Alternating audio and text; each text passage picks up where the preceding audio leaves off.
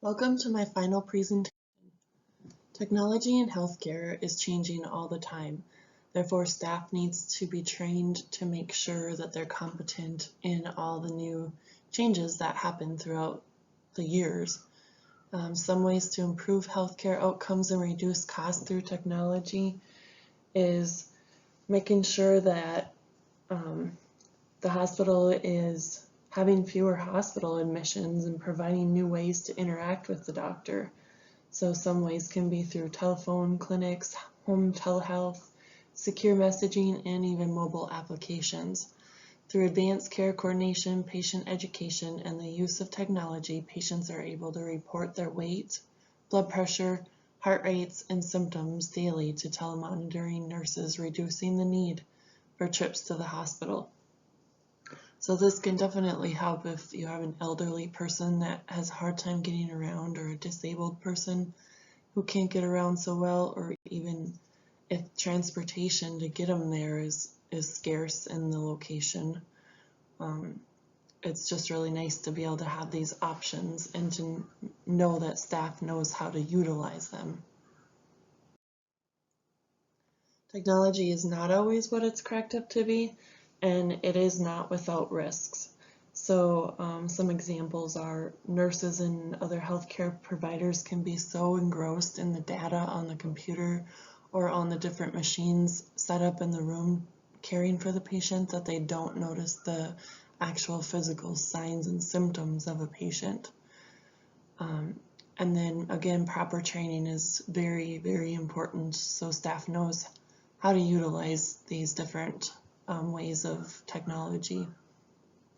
Managers and knowledge of profit margins.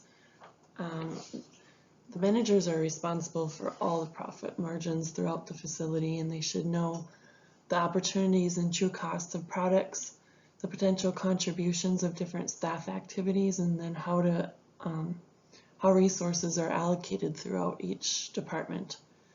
They should also know what is needed in each department to help make that department run smoothly, effectively, and of course with a profit. And they should know how to eliminate any costs that are not helping with the overall production of the facility. Pay for performance. Functions of hospital value-based purchasing programs are they affect payment for inpatient stays in many hospitals across the country. The program is part of the Centers for Medicare and Medicaid Services, and it's a larger quality strategy to reform how healthcare is delivered and paid for. So policy structure is, the program creates a value pool of funds that are generated by reducing all Medicare payments. And they're divided into 4 quality domains that consist of patient safety, clinical care, efficiency and cost reduction, and patient and caregiver-centered experiences. So the Centers for Medicare and Medicaid Services, they score the hospital on various measures based on improvement and achievement, and that's where improvement is compared. It compares the hospital to their own scores during a baseline period, and then CMS uses the higher of the 2 scores to determine the financial award. So some supply chain activities, they cover everything from logistics, production, sourcing, product development, and information systems that are needed to coordinate everyday activities in a healthcare facility. The physical flow is, it involves all the movement, transformation, and storage of goods and materials and they're the most visible piece of the supply chain. The information flow allows for many supply chain partners to put together any long-term plans that help to control the day-to-day flows of the goods and materials throughout the supply chain. The significance of stocking is very important. It impacts the quality patient care and holds the staff accountable for that. So you want to make sure that your rooms and your supply rooms are stocked with the products and supplies that you need on a day-to-day basis. You don't want to be running out of a room because you didn't have something in there, and then the patient thinking like, oh gosh, what am I getting myself into, because they don't seem very competent, they don't know what they're supposed to have and not have. And then the importance of placing timely orders is very important too. So if you're starting to run short on stock or supplies, you need to know how long it's going to take for it to get shipped to you so you have it on time when you need it. So some step-by-step methods to avoid any inventory errors is to just assign responsibility to certain staff members for stock control of the storeroom and procedure rooms, and then develop a written procedure for that. And then always keep the storeroom tidy and well organized to save time when ordering and locating items, and that will also prevent stock from being misplaced. And then doing the first in, first out method. This will avoid wastage by rotating the stock according to the expiration dates. Make sure the store records are always complete regularly, and then keep stock cards or computerized records in or near the storeroom to enable the person responsible for stock control to update the records on every transaction that happens throughout the day. And then also be aware and record back-ordered supplies. And then report to staff and the supervisor that there is supplies that are on back order and what's in place of that for the time being. And then carry out random checks to ensure that record cards are being updated regularly so the supply needs are accurate of any changes. Credentialing provider, it basically is making sure that the quality of patient care is at top notch. We want to make sure that the provider is a qualified physician and able to remain on staff, and that they are practicing within their scope of competence and experience. So some steps to go by when credentialing a provider is get a list of potential applicants to start off with, so then you can weed through them as the time goes on. Collect up-to-date contact information, so like their address, email, phone number, all that.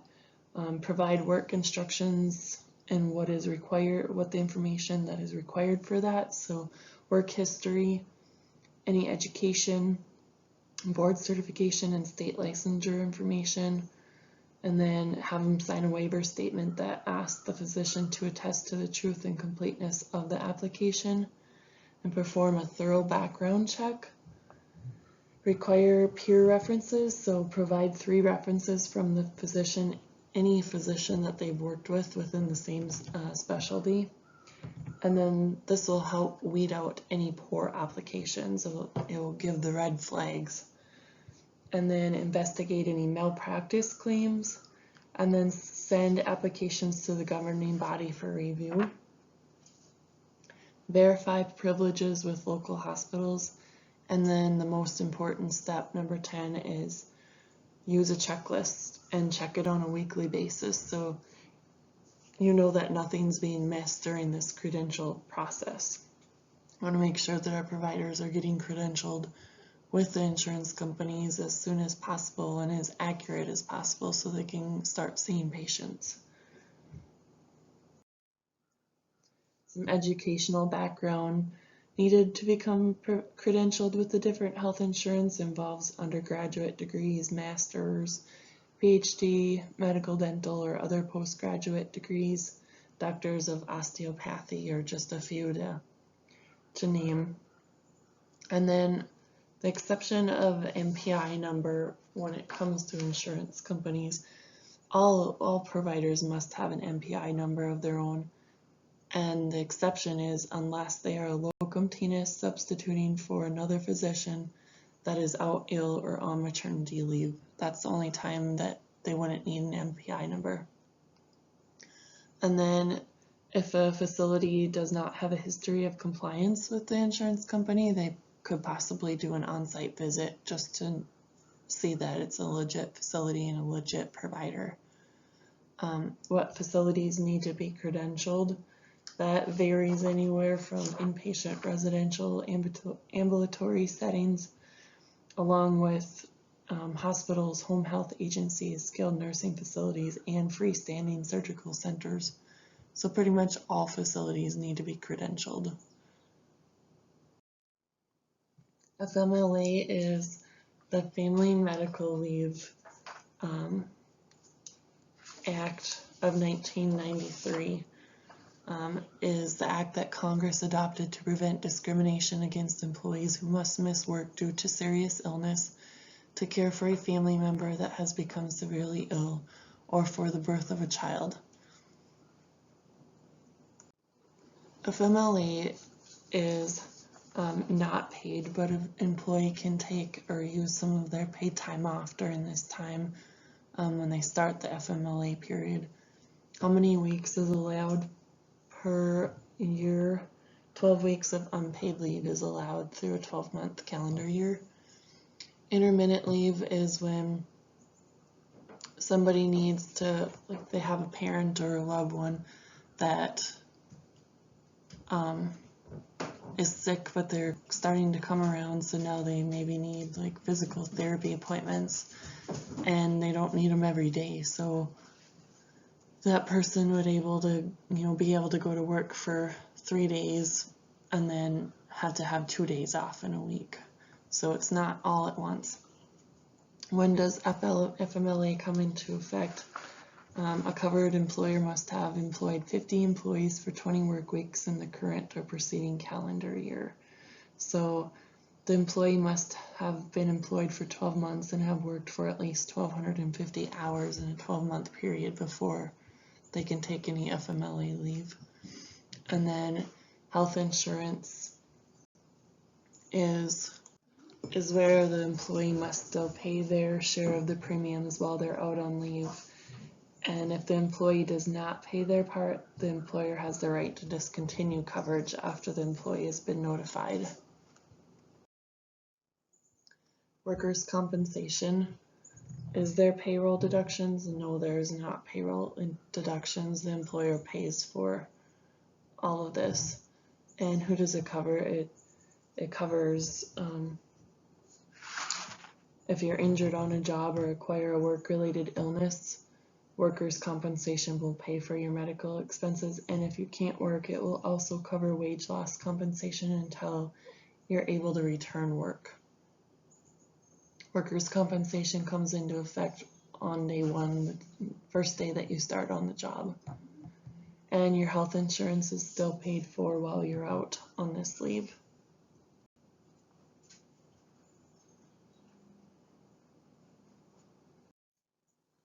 So basically, throughout this whole class, I've learned a whole ton of stuff. I've learned anywhere from the importance of having supplies and stock on hand and making sure that it is clean and organized so staff is competent in their job when they have a patient on site. And FMLA and workers' comp, knowing the difference between those and what is covered and what is not covered and who is covered and who is not covered, along with the importance of having a provider credentialed so they can see patients that have the different insurances.